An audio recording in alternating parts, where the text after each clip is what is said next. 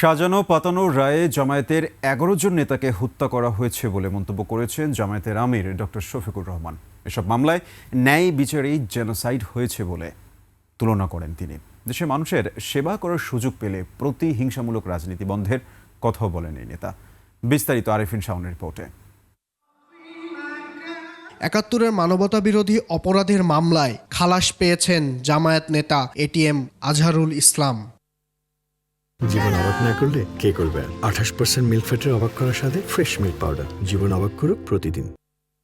রায়ের পরপরই কাকরাইলের সংবাদ সম্মেলনে প্রতিক্রিয়া জানান জামায়াতে আমির। বলেন, রায়ে প্রমাণিত হয়েছে সত্যকে চেপে রাখা যায় না, সত্য মেঘের আড়াল ভেদ করে আলোর ঝলক নিয়ে আসে। সত্যকে চেপে রাখা যায় না, সত্য মেঘের আড়াল ভেদ করে আলোর ঝলক নিয়ে আসে। এ সময় আওয়ামী শাসনামলে আদালতের স্বাধীনতা ছিল না উল্লেখ করে জামায়াত আমির বলেন, মানবতা বিরোধী অপরাধের নামে পাতানো বিচারে ১১ জামায়াত নেতাকে হত্যা করা হয়েছে। শীর্ষ দায়িত্বশীল নেতাকে মিথ্যা মামলায় সাজানো পাতানো আদালত এবং মিথ্যা সাক্ষীর মাধ্যমে কার্যত জুডিশিয়াল কিলিং করা হয়েছে।